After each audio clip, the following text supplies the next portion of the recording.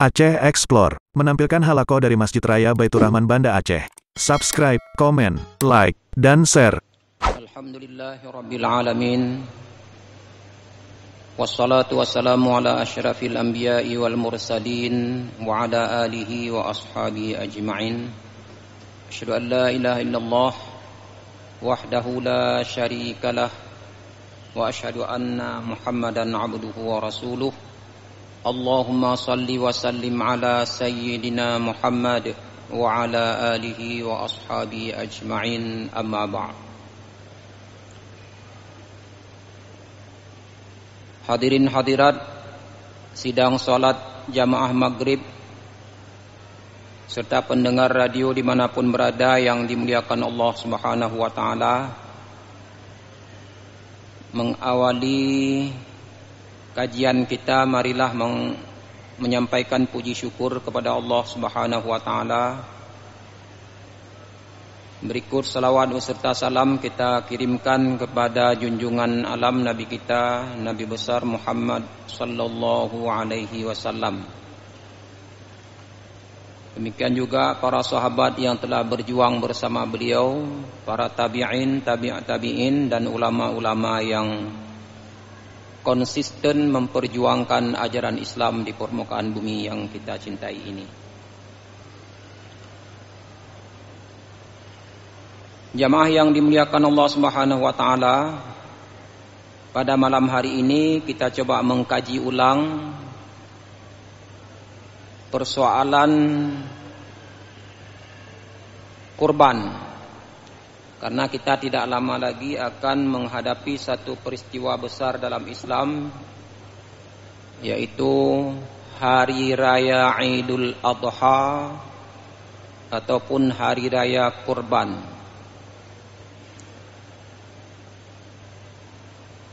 Satu hal yang paling istimewa pada Hari Raya Kurban tidak ada lain kecuali berkurban. Namanya saja Hari Raya Kurban atau Idul Adha. Jadi rasanya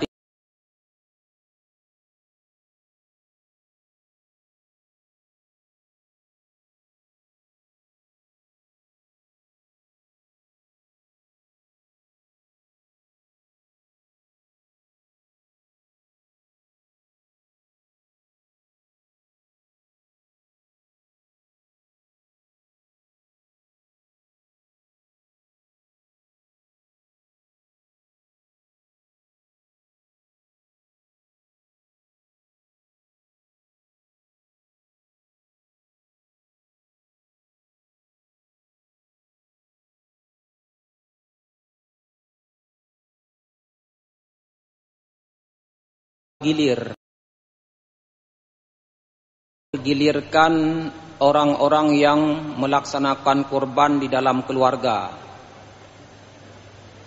Kalau kita misalkan dalam satu keluarga ada 5 atau 6 orang, maka kalau misalnya berkurban 1 ekor kambing, kalau umpamanya 5 orang baru mendapat giliran semua ketika sudah berjalan 5 tahun. Ini misalkan 5 orang dalam keluarga, 1 orang ayah, 1 orang ibu, 3 orang anak misalnya. Mengapa demikian? Karena kurban dipergilirkan di dalam keluarga. Misalnya tahun ini mau berkurban, satu keluarga mau berkurban, itu biasanya diawali oleh orang tua atau oleh seorang ayah. Kemudian tahun berikutnya kurban atas nama ibu. Tahun berikutnya lagi baru giliran anak. Jadi kalau ada 3 orang anak, nanti setelah 3 tahun kemudian baru ketiga anak ini mendapat giliran untuk berkurban. Beginilah tradisi yang dipraktekkan di sebahagian besar umat Islam di Aceh mungkin, atau bahkan boleh jadi di Indonesia. Praktek seperti ini yang mempergilirkan ini biasanya pada saat kita mendaftar kurban, itu oleh panitia kurban ditanyakan kepada sahibul kurban, ini kurban yang Bapak serahkan hari ini itu atas nama siapa? Jadi panitia mengetahui umpamanya satu keluarga ada 5 orang tadi. Jadi ditentukan itu.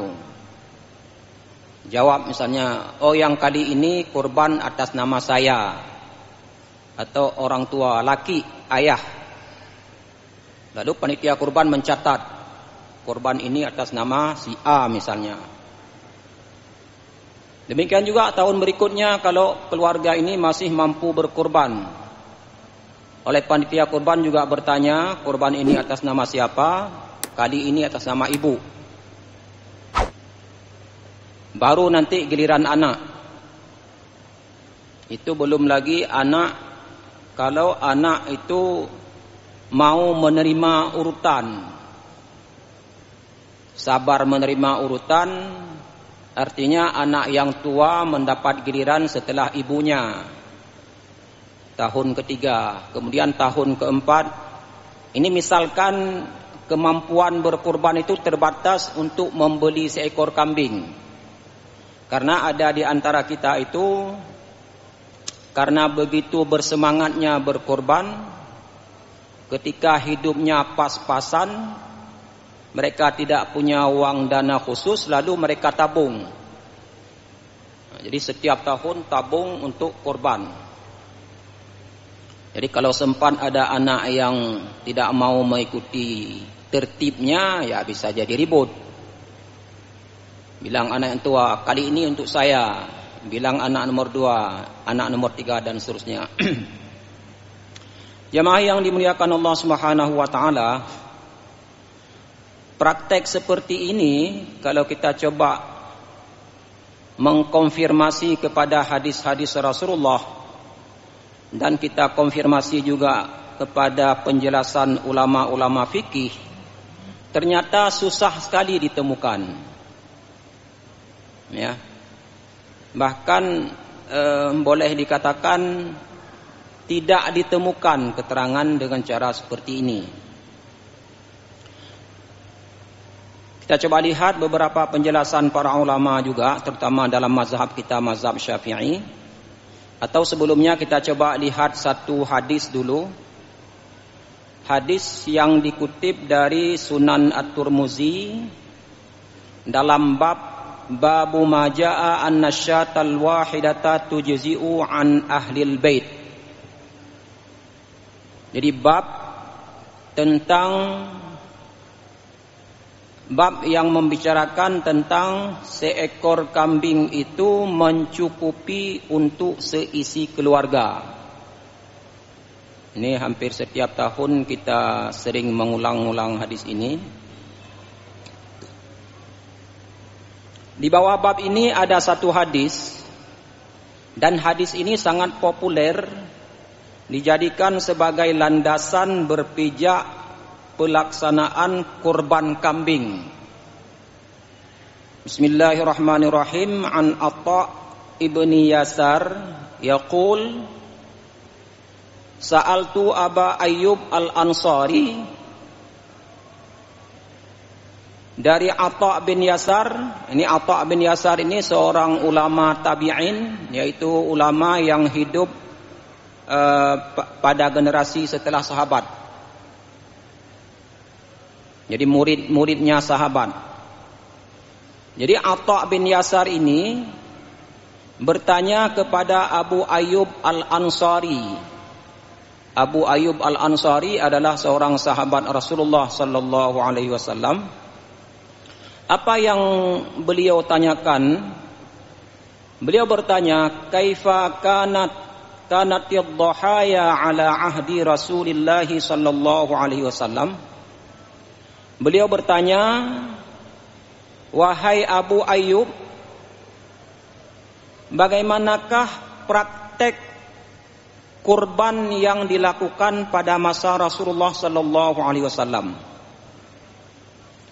Jadi Atta bin Yasar ini mungkin yang menyaksikan ada bermacam cara atau praktek yang terjadi di masyarakat pada saat orang melaksanakan kurban. Lalu dia coba mengacu bagaimana sebenarnya petunjuk ataupun tuntunan ataupun praktek yang terjadi pada zaman Rasulullah. Maka beliau bertanya.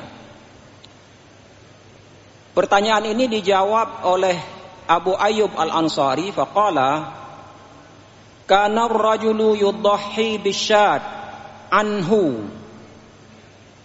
Jadi seseorang atau seorang laki-laki ketika ingin berkurban pada zaman Rasulullah, dia menyembelih seekor kambing atas nama dirinya atau untuk dirinya, wa an ahli baitihi, dan seekor kambing itu juga selain untuk dirinya dan untuk keluarganya. Fayakuluna, lalu kambing yang dikorbankan itu, mereka sahibul korban makan juga dari bahagian dari daging tersebut, karena kan sunat ya, sahibul korban itu sunat memakan sebahagian, bahkan sampai sepertiga itu dibolehkan. Jadi setelah mereka menyembelih kurban seekor kambing untuk diri seorang ayah dan keluarganya, mereka makan, wa yut'imuna, dan mereka juga membagi-bagi kepada orang yang berhak, fakir miskin yang berhak menerima kurban. Artinya mereka makan sendiri dan mereka bagi-bagi untuk orang lain. Hatta tabahan nas fasarat kama tara. Jadi praktek seperti itu artinya memotong seekor kambing untuk diri dan keluarganya. Praktek seperti itu berjalan begitu lama. Jadi sahabat Abu Ayyub Al-Ansari ini orang yang hidup pada masa Rasulullah, pada masa sahabat, sampai dia ketemu dengan tabi'in. Jadi diceritakan praktek seperti ini terjadi pada masa Rasulullah, pada masa sahabat. Sehingga tibalah saat di mana manusia berbangga-bangga dengan kurban itu. Tabahan nas artinya berbangga-bangga. Tafakharu, mereka berbangga dengan kurban. Dijelaskan oleh para ulama bentuk berbangga-bangga antara lain mereka kalau berkurban seekor kambing seolah-olah ada perasaan tidak mencukupi. Jadi kalau misalnya satu keluarga ada 5 orang tadi, itu ketika ada 5 ekor kambing baru berkurban. Kalau tidak, sampai-sampai dikatakan keluarga yang pelit. Nah, jadi karena memang keadaan seperti itu, mereka nggak mau dikatakan keluarga pelit. Jadi kalau 3 orang ya harus 3 ekor kambing. Begitulah fasarat kama tara, maka jadilah seperti yang Anda lihat sekarang. Ini kata sahabat Rasulullah kepada Atta bin Yasar. Nah, lihatlah seperti sekarang, orang berbangga-bangga, orang tafakharu, orang tidak mau dikatakan pelit. Akhirnya mereka merasa tidak cukup kalau memotong seekor kambing untuk satu keluarga. Rawahu Turmuzi, hadis ini diriwayatkan oleh Turmuzi, qala hadza hadisun hasanun sahihun. Beliau mengatakan bahwa hadis ini menurut satu jalur sanad kualitasnya hasan. Arti hasan layak untuk dijadikan pegangan dasar. Kemudian pada satu jalur lain disebutkan hadisnya adalah sahih, kuat untuk dijadikan dasar dalam persoalan-persoalan hukum. Lalu At-Tirmizi pada saat meriwayatkan hadis ini pada bagian akhirnya mengatakan, wal amalu ala hadza 'inda ba'dhi ahli ilm. Praktek seperti ini dilakukan oleh sebahagian para ulama. Ya, di antaranya yang disebutkan di sini adalah Ahmad ibnu Hanbal dan Ishaq. Mereka juga berdalil dengan hadis Nabi sallallahu alaihi wasallam, annahu dhaha bikabshin wa qala hadza ammal lam yudhi min ummati. Ada hadis yang bunyinya seperti ini, bahwasanya baginda Rasulullah menyembelih kurban atau berkurban dengan memotong atau menyembelih kibash atau domba, dan beliau mengatakan, domba yang saya sembelih ini saya peruntukkan kepada umatku yang belum ataupun yang tidak berkurban. Sehingga kalau kita perhatikan hadis ini para jamaah sekalian, kita sebagai umat Muhammad itu sudah pernah dikurbankan oleh baginda Rasulullah. Karena baginda Rasulullah sudah mengatakan, amman lam yudhi min ummati. Saya potong kurban ini, saya niatkan untuk umatku yang belum berkurban. Cuma hanya saja kadang-kadang orang berkurban itu seperti akikah. Jadi seolah-olah ketika sudah sekali berkurban, tahun depan ketika ditanyakan, bapak atau ibu tidak berkurban tahun ini, saya sudah berkurban tahun kemarin. Ini sering ada jawaban seperti ini. Jadi dikiaskan kurban itu kepada akikah. Akikah betul dalam satu tahun, dalam seumur hidup kita sekali akikah. Tapi berbeda dengan kurban. Setiap tahun kita punya kemampuan berkurban, setiap tahun pula kita disyariatkan. Kalau dalam mazhab kita, mazhab Syafi'i, setiap tahun disunatkan. Jemaah yang dimuliakan Allah Subhanahu wa taala,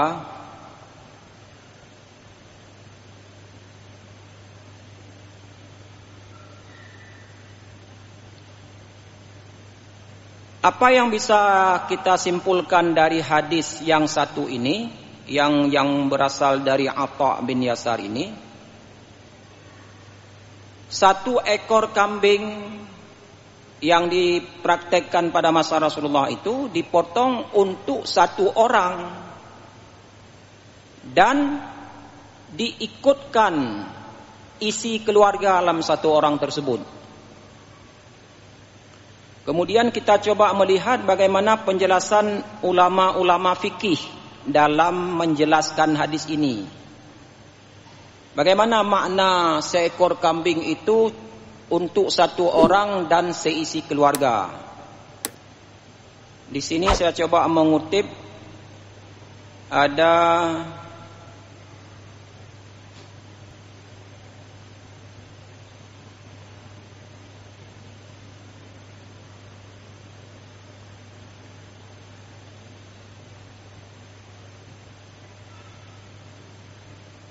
misalnya kita lihat dalam kitab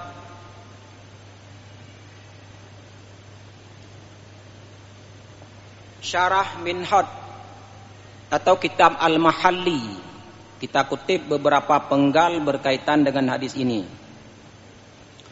Dalam kitab ini dikatakan, wal ba'iru wal baqaratu tujzi'u an sab'atin.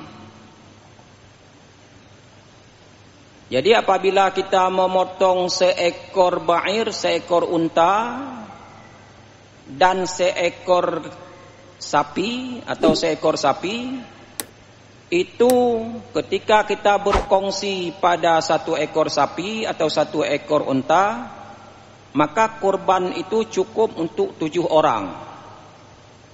Ini sudah biasa memang kita ketahui.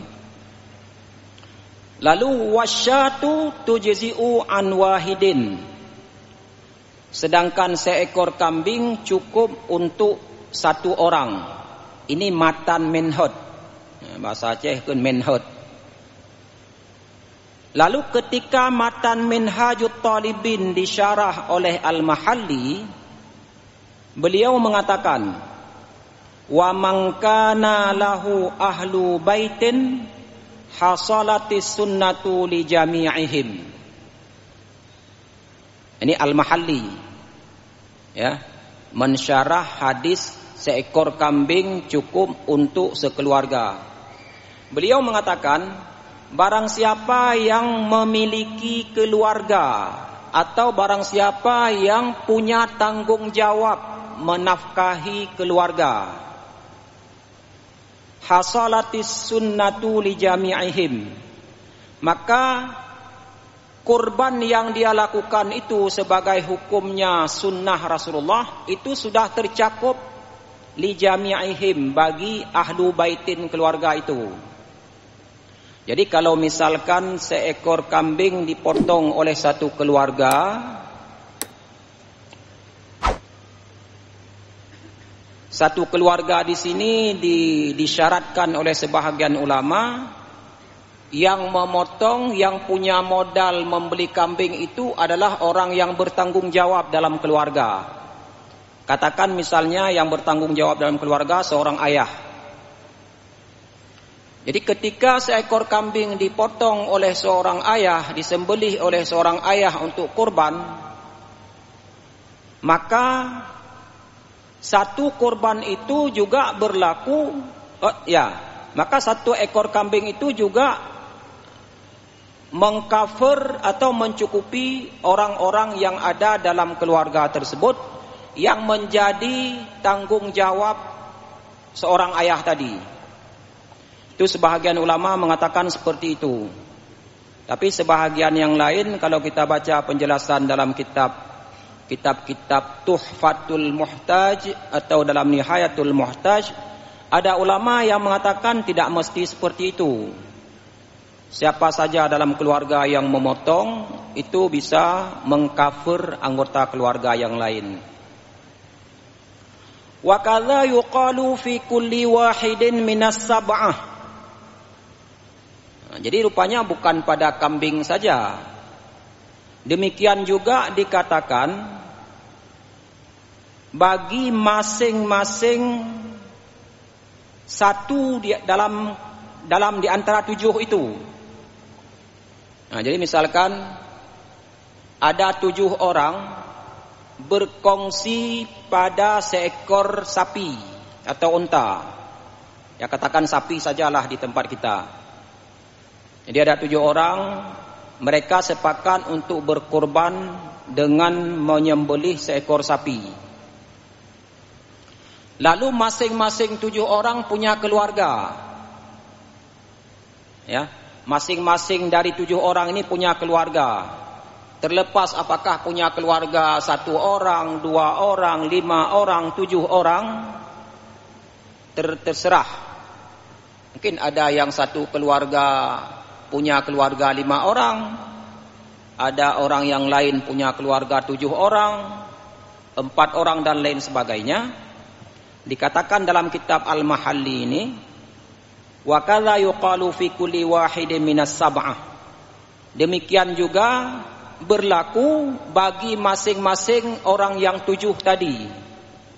Artinya ketika dia menyembelih seekor sapi dengan modal sekarang mungkin katakan 2,5 juta atau 3 juta, itu sapi yang dipotong itu cukup untuk kurban dirinya sendiri dan untuk keluarganya masing-masing.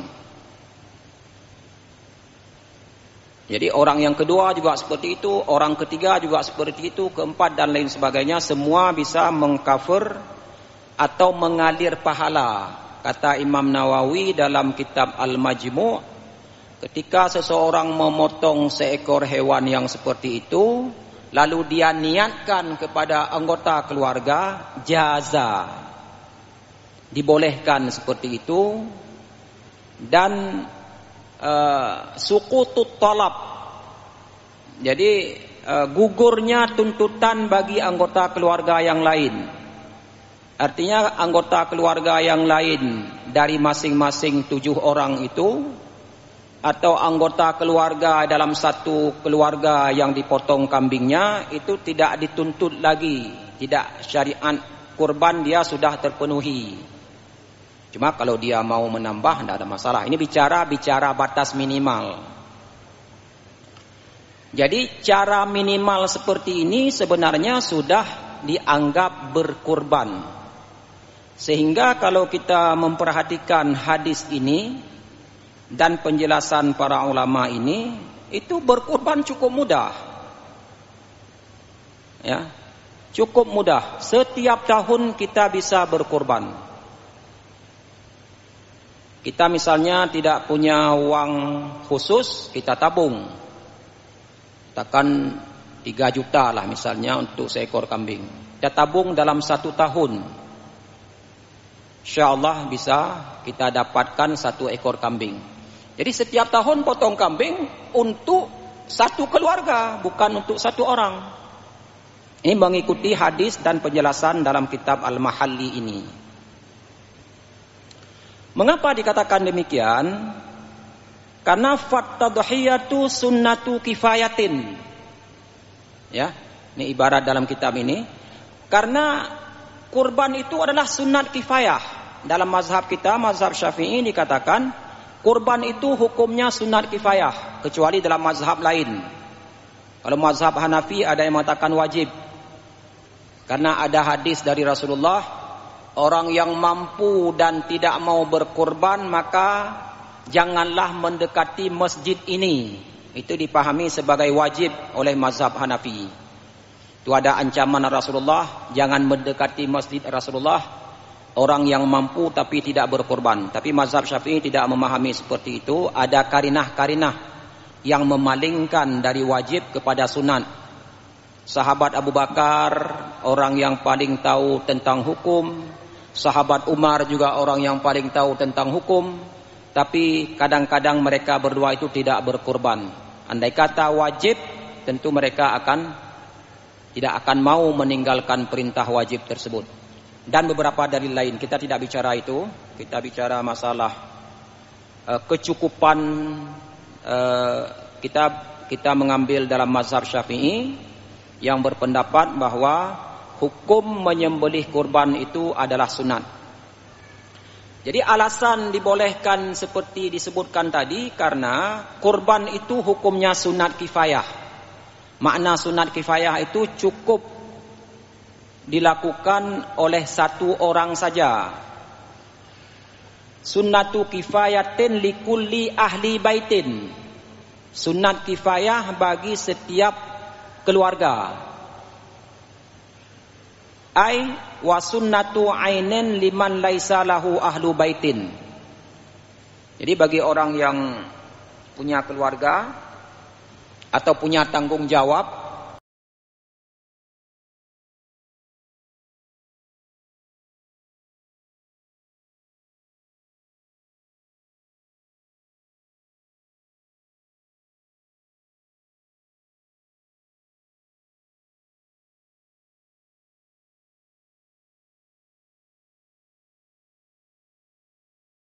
yang tidak punya tanggung jawab, tidak punya keluarga. Jadi kalau umpamanya kita punya keluarga, punya tanggung jawab, itu sunat ain bagi keluarga. Tapi kalau belum ada tanggung jawab, sunat ain atas pribadi, agak sedikit berat. Jadi ringan bagi orang yang sudah punya tanggung jawab dan agak sedikit berat bagi yang belum punya tanggung jawab tapi dia sudah mampu. Kulli wahidin minas sam'ati wa kullum minal ba'iri wal baqarati wasyati yaqa'u 'ala dzakari wal untha.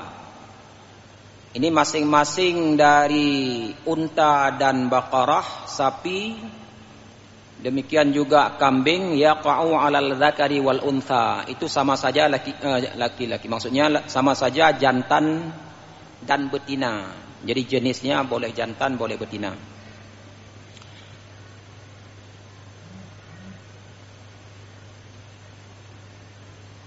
Wa sab'u syiyahin afdalu min ba'ir.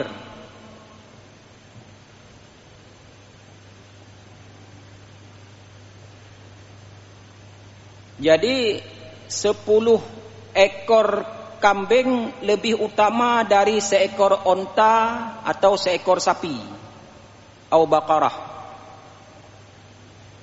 Jadi kalau kita umpamanya ini sesuai dalam ibarat kitab Mahalli ini. Jadi kita umpamanya ada 7 orang. Itu lebih baik potong kambing masing-masing daripada kita bergabung dalam satu ekor sapi ataupun onta. Apa alasannya? Likasratid damil muraq. Karena dengan cara seperti itu banyaknya darah yang keluar.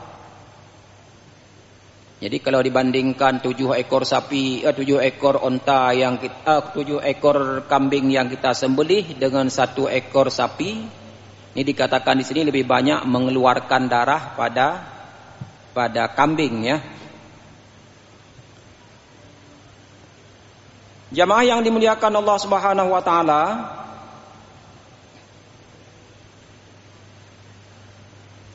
kalau dalam kitab Mughni karangan Khatib Asy-Syarbaini juga dalam mazhab Syafi'i, wasyatul muayyanatu tujzi'u an wahidin. Karena ini matannya sama matan Minhaj juga ya.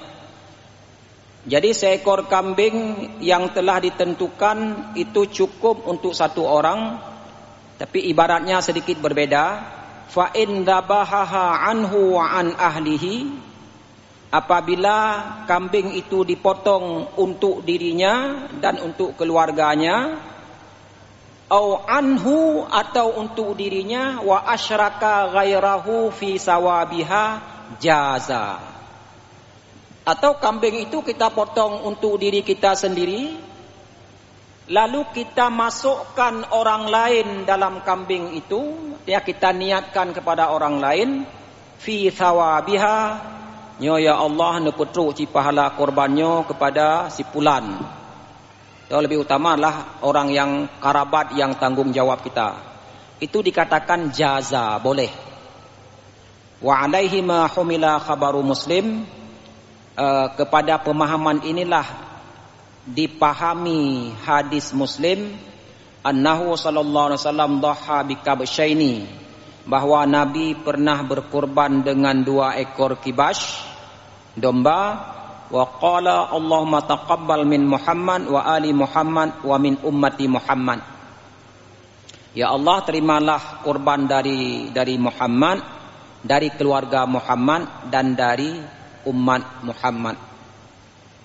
Jamaah yang dimuliakan Allah Subhanahu wa taala,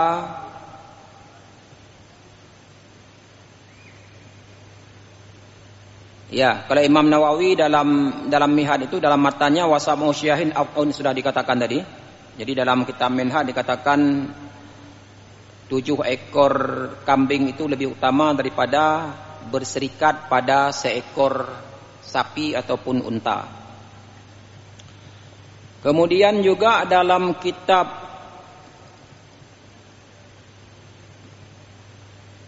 hasyiahnya ini ya, matan kitab Tuhfah, in ta'addada ahlul baiti kanat sunnata kifayatin, diberikan penjelasan lebih jauh. Apabila keluarga itu berjumlah banyak, maka kurban itu sunat kifayah. Sama seperti tadi, fatujzi'u min wahidin rasyidin, cukup untuk 1 orang yang rasyid, ya, yang cerdas. Minhum lima sahha an Abi Ayyub Al-Ansari, berdasarkan hadis yang sahih dari Abu Ayyub Al-Ansari yang kita bacakan tadi. Jadi 1 ekor kambing itu cukup untuk dirinya dan kepada keluarganya, dan hukumnya sunat kifayah. Ini berdasarkan penjelasan dari Abu Ayyub Al-Ansari tadi. Kunna nudahi bisyatil wahidati yazbauha ar-rajulu anhu wa an ahli baitihi. kami berkurban 1 ekor kambing yang disembelih oleh seseorang untuk dirinya dan untuk keluarganya. Wa illa fasunnatu ainin. Kalau tidak punya tanggung jawab maka menjadi sunan ain. Wa yukrahu tarkuha lil khilafi fi wujubiha. Di sini jelas sekali dikatakan dalam kitab Mughni dalam kitab Tuhfatul Muhtaj. Di sini dikatakan kalau tidak demikian maka sunnah ain. Jadi kalau ada orang yang belum punya tanggung jawab dia sunnah ain. Wa yukrahu tarkuha, makruh. Jadi orang yang punya kemampuan makruh meninggalkan kurban. Kenapa makruh? Karena ada khilaf dengan ulama yang mengatakan wajib. Jadi al-khuruju minal khilafi mustahabbun. Keluar dari khilaf itu hukumnya sunat.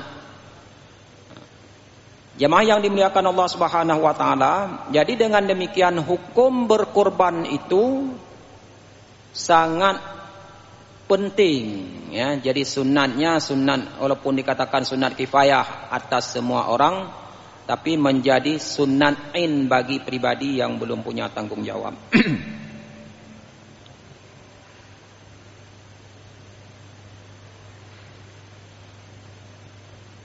Jemaah yang dimuliakan Allah Subhanahu wa taala, sehingga dengan demikian sekali lagi mungkin kita sampaikan mempraktekkan kurban secara bergilir bukan salah. Ya. Bukan salah, cuma terkesan berat atau terkesan kalau keluarga ada 5 orang terkesan baru 5 tahun ya terwujudnya kurban dari masing-masing anggota keluarga. Jadi anaknya yang nomor terakhir itu harus menunggu tahun ke-5 baru terikutkan dalam kurban. Ya. Apalagi bayangkan dalam satu keluarga ada 10 orang. Tambah 2 orang tua, ayah dan ibu. Jadi 12 tahun. Anak yang ke-10 itu 12 tahun baru bisa merasakan kurban. Itu apa namanya yang terjadi apabila kita pergilirkan. Tetapi apabila kita mengikuti apa yang yang terjadi pada zaman Rasulullah dan seperti dijelaskan dalam kitab-kitab kitab fikih dan bermazhab Syafi'i tadi, itu tidak demikian. Setiap tahun orang bisa berkorban untuk seisi keluarga. Tahun ini dalam satu keluarga ada 10 orang, ke 10 orang dengan memotong 1 ekor kambing itu tercover ke 10 orang berkorban. Tahun depan kurban lagi, semua berkorban. Hanya dengan memotong seekor kambing. Demikian juga memotong seekor sapi. Seorang ayah yang berkongsi dengan 6 orang yang lain memotong seekor sapi, maka dia bisa meniatkan masing-masing orang itu untuk keluarganya masing-masing. Jadi apakah pilihan kita memotong seekor kambing untuk sekeluarga atau memotong sapi berkongsi dengan orang lain? Kalau membaca penjelasan dari kitab-kitab fikih ini, itu sama saja. Jadi oleh karena itu, ini batas minimal ya. Apabila yang kita pakai praktek yang biasa dilakukan tidak salah, cuma kita tidak menemukan keterangan di dalam kitab-kitab dan terkesan berat saja. Saya tidak mengatakan salah, terkesan agak berat dibandingkan dengan apa yang terdapat dalam tuntunan para ulama dan dalam hadis yang kita bacakan ini. Ini saja mungkin perbedaan ketika kita coba melacak dalam hadis-hadis Rasulullah dan dalam beberapa kitab fikih. Ini bisa kita baca misalnya ya dalam kitab, termasuk kitab I'anatut Talibin. Itu pada bab korban juga dikatakan seperti itu. Dalam kitab Al-Mahalli, dalam kitab Tuhfatul Muhtaj yang ditulis oleh Ibnu Hajar Al-Haytami, dalam kitab Nihayatul Muhtaj yang ditulis oleh Syekh Ar-Ramli juga seperti itu. Dalam Mu'nil Muhtaj yang ditulis oleh Khatib Asy-Syarbaini juga seperti itu. Jadi sangat memudahkan. Oleh karena itu para jamaah sekalian, mengacu kepada penjelasan-penjelasan seperti ini sepertinya sangat mudah apabila kita berkurban. Setiap tahun kita bisa berkurban bukan hanya satu orang tetapi juga orang lain. Hanya saja sekali lagi para jamaah sekalian, kalau kita baca dalam beberapa penjelasan kitab ini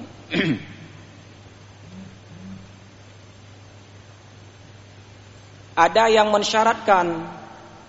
Apa yang disyaratkan? Yang seperti itu berlaku bila yang berkorban itu orang yang bertanggung jawab. Ya, katakan yang bertanggung jawab itu itulah ayah. Tapi sebahagian ulama yang lain, ya, bahkan dalam Hasyiah Ramli itu, Hasyiah apa namanya? Hasyiah Mahalli, tidak mesti seperti itu. Jadi boleh yang berkorban itu seorang penanggung jawab dalam keluarga atau orang lain yang punya kemampuan. Makna orang lain apakah anak, apakah istri. Misalnya istri lebih banyak uang, dia yang beli tapi dia niatkan untuk seisi keluarga. Bahkan ada pendapat-pendapat lain juga yang berkongsi orang lain tidak hubungan kerabat juga bisa mendapatkan pahala mengalir sebagaimana dikatakan oleh Imam Nawawi dalam kitab Al-Majmu'. Mungkin ini saja para jamaah sekalian, ya, kajian ulang kita sesuai dengan masa-masa menyambut Idul Adha. Mudah-mudahan bisa menjadi pengetahuan buat kita bersama. Lebih dan kurang saya mohon maaf. Wabillahi taufik wal hidayah. Assalamualaikum warahmatullahi wabarakatuh.